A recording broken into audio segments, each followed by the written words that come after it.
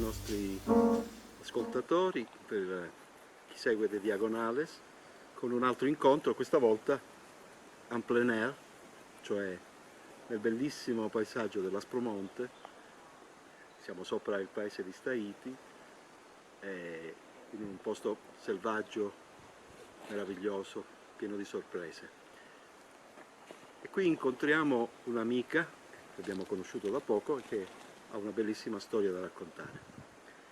So, Helen, could you speak about you, about your activity, who you are?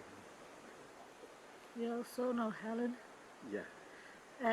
You mean my traveling activity or what I do in my, what I'm doing, like, I'm traveling in my van? Yeah. What is your activity? You are I'm a visual artist.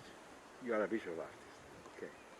You make a documentary. I'm making a film using these old travel books. Okay.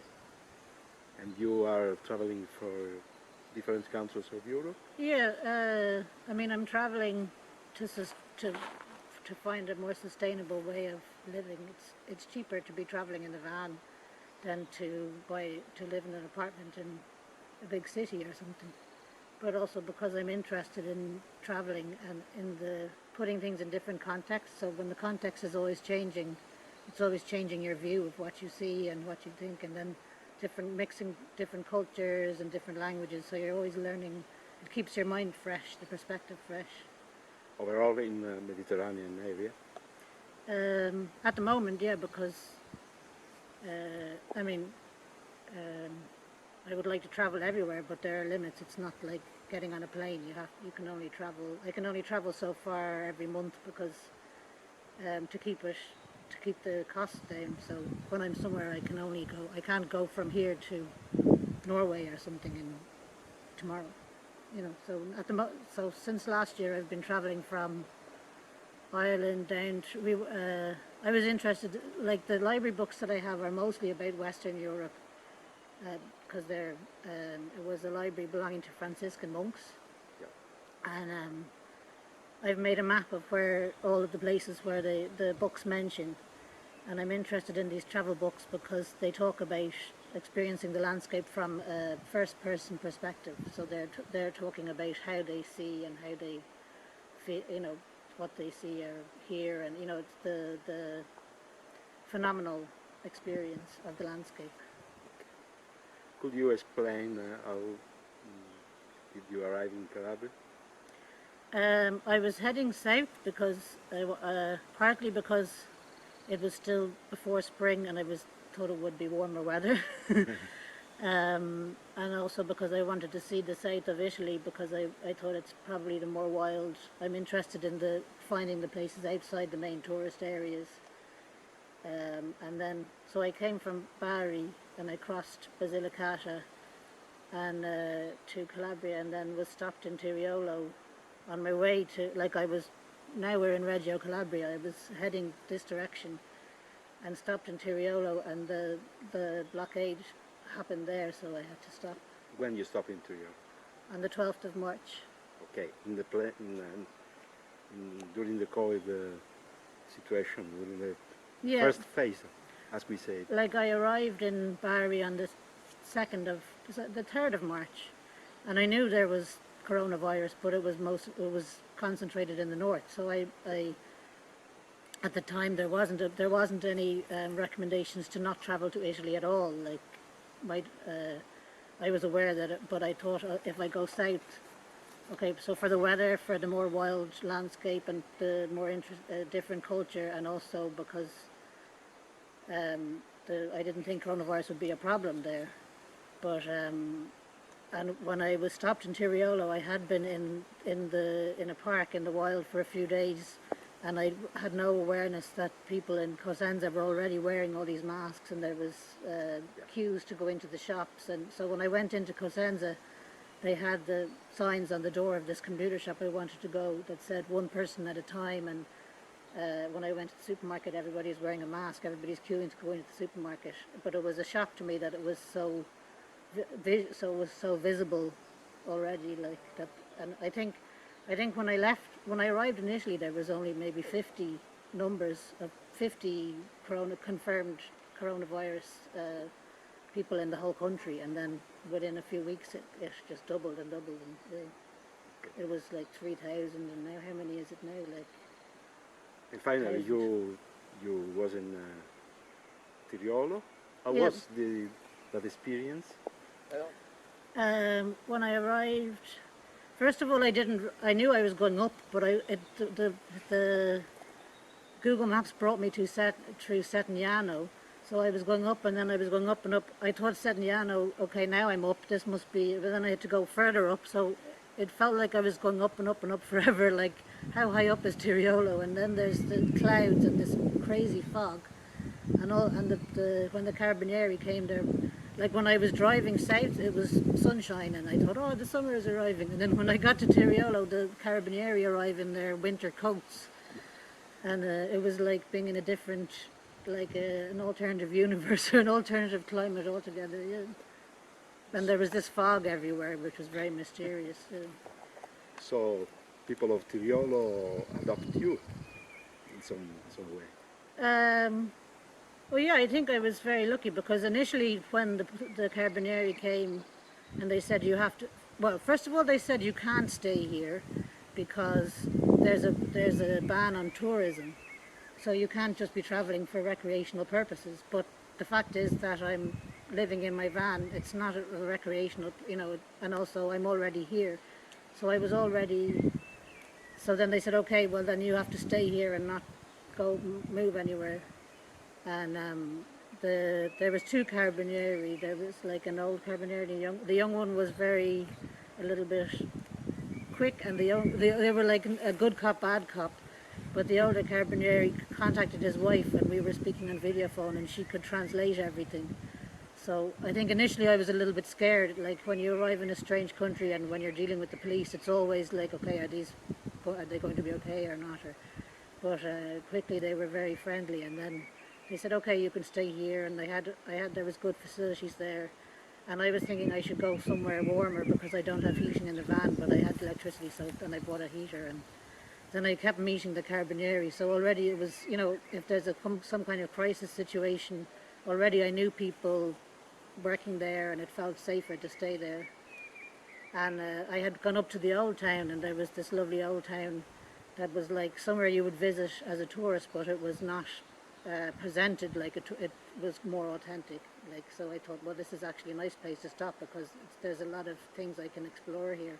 But then within less than a week, there was no exploring because you could only go to the shop and come back again. You couldn't go very far from where you live. Calabrian people are famous for hospitality. Yeah.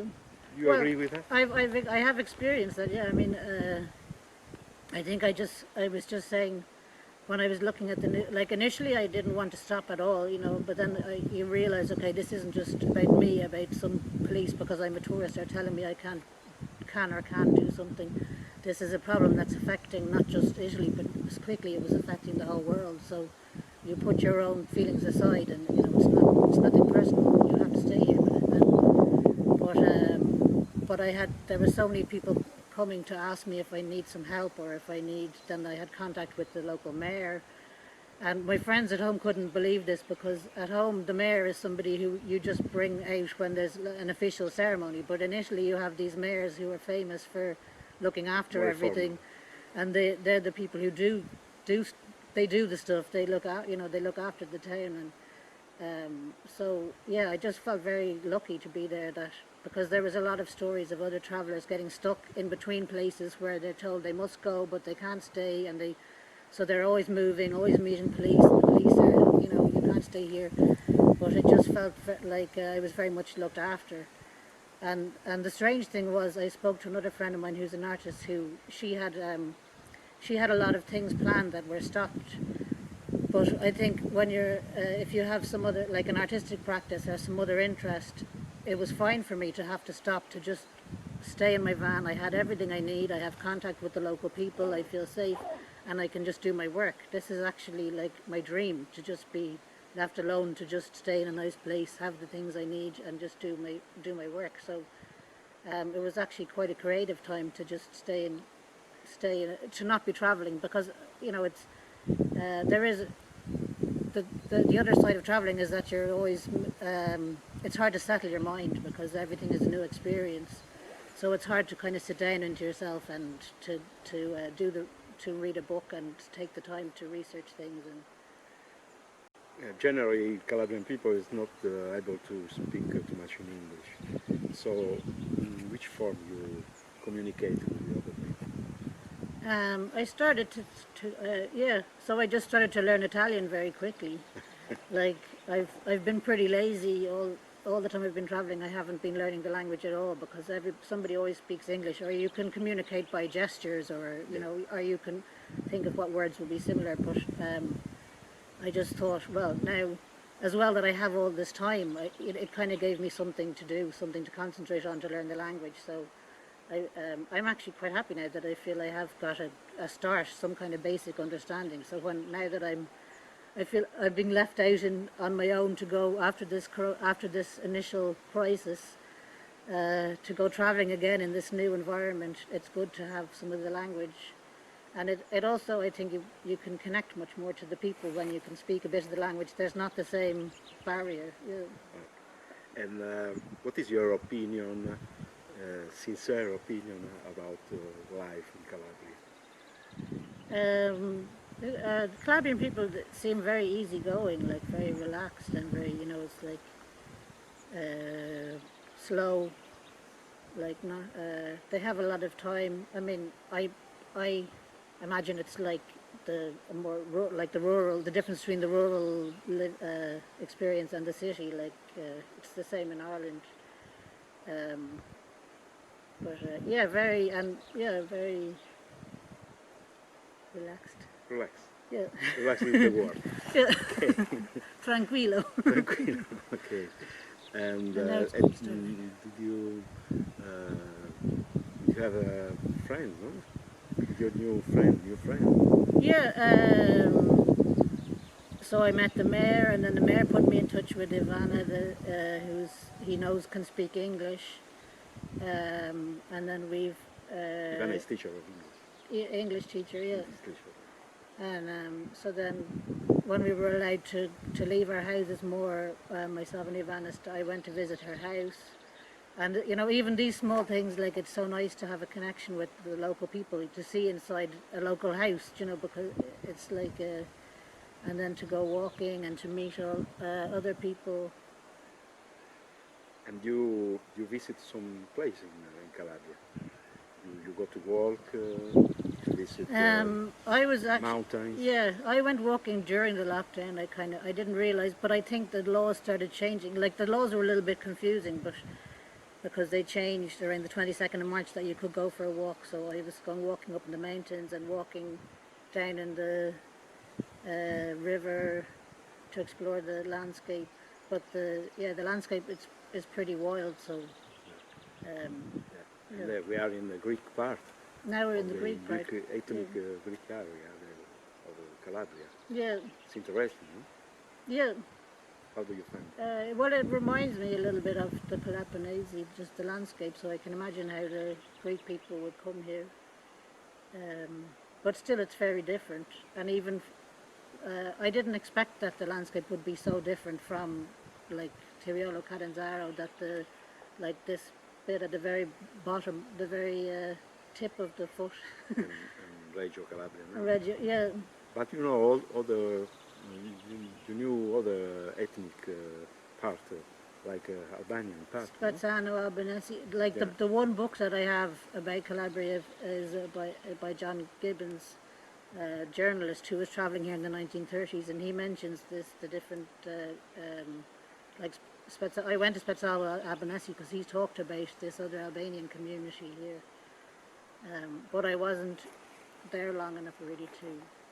Are you conscious that in Calabria your experience, your choice of life is a little bit strange because people is not have no habit to travel alone like women too. Yeah. What can you say to about that?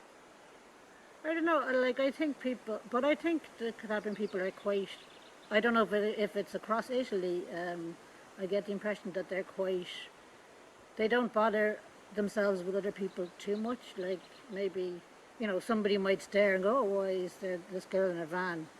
But there's a kind of And open, alone. yeah, but there's, and everybody was saying tu solo, are you on your, but I mean, that's always as a female traveller, especially as a girl, you get this question Yeah. everywhere in the world. But, but, um, but I think once people knew I was there and they just left me alone, I mean, that was a nice feeling of just, of like maybe it's part of that. I heard that in Calabria, in the south of Italy, there's already been such a mix of cultures historically that people are quite, you know, they're curious about other cultures, but then they go, okay, that's just something else, and they just let it alone. They don't.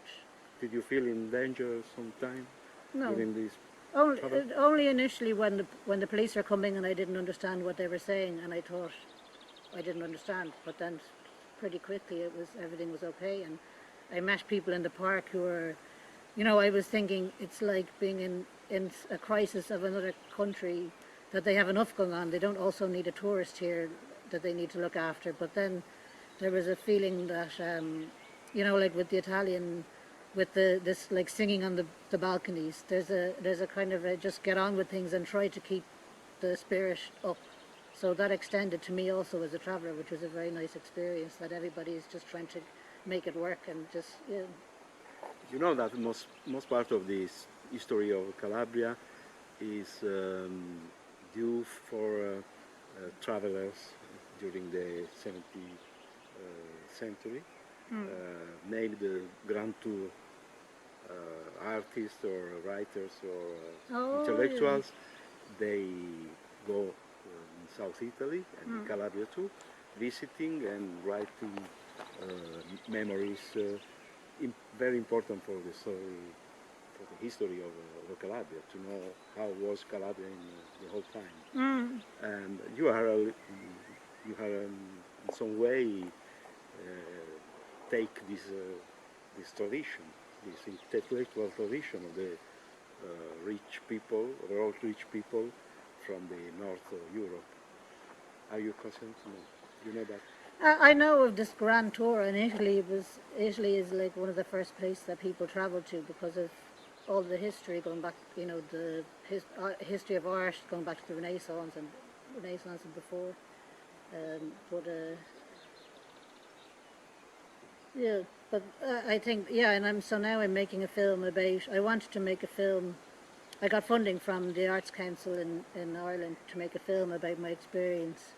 And I was very happy about that because everybody was being so helpful all the time, and I wanted to do something, you know, so I think it's quite important to, like, we're living in a very historical time. I think it's quite important to kind of reflect on this and document what's happening, you know, because it's only in hindsight that we'll really understand what the situation is. Also, you will write in your form, in your style, a memory.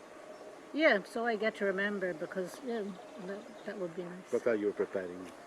Something, a gift for to Viola? It's not like a promotional work, so I hope yeah,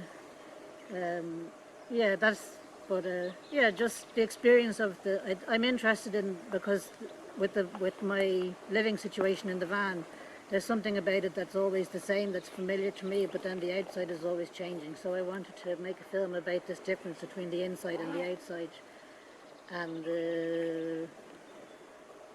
But then I realized, like, initially this was going to be quite a private, solitary experience. Like, I filmed this spectacular weather phenomenon that you have in this region of the mist and the really interesting cloud formations, and I wanted to have this kind of atmospheric outside and then the cozy inside in the van. But then I realized this is actually a very solitary story, and that my story hasn't been solitary at all because I've met so many people through this. So then I asked if I could film some of the local people that I had met in the park, so that they appear somehow in the film. But I think also because I'm fascinated by different their just to remember their faces or their character. Yeah, it'll be a nice record for me to remember. Okay. It says that this COVID-19 was a moment of meditation, reflections about our life for everybody has. What is your personal meditation during this period? I think I'm quite in a lucky situation because I'm already quite independent. So, I mean, I've had some loss of money because my rental income has stopped for the moment. But I don't have a family to support. I don't have a lot of, because I've already made my life small enough to be more sustainable. I just hope that it doesn't affect travel. That my fear was that once the block is over, that like people become very suspicious of people traveling, that they're carrying diseases with them now. That people get suspicious of other people, and actually that hasn't been my experience. Now we are traveling now, and it's not like that at all. But I'm more concerned with how the authorities deal with it going forward. That they don't put too many restraints on movement between different countries. And what you learn about the local tradition, except oregano, oregano. What did I learn about? Local tradition, food maybe. Food. Food. Way to. Okay. I don't know. I don't know. Okay. So, what are your projects now? Which are your projects now? So I'm going to go to Sicily, and then because I want to edit this film, so I'm taking the month to travel around Sicily and the rest of Calabria, and then go back to Tiriolo and have screen the film when it's finished in July, the beginning of July, and then I'm going to Rome to film some material for my doctoral studies. And then after that I don't know, because it's kind of difficult to make long-term plans at the moment, but maybe I'd like to stay in the south and just explore the south more, but as for going home I don't know when or by what route. Yeah. Okay, so you will come again in Calabria? Yep. Yeah? Oh, I'm sure I will. Yeah. okay, so we see sun. Yep. A dopo. A dopo, a presto. Okay, thank you very much. Bye bye.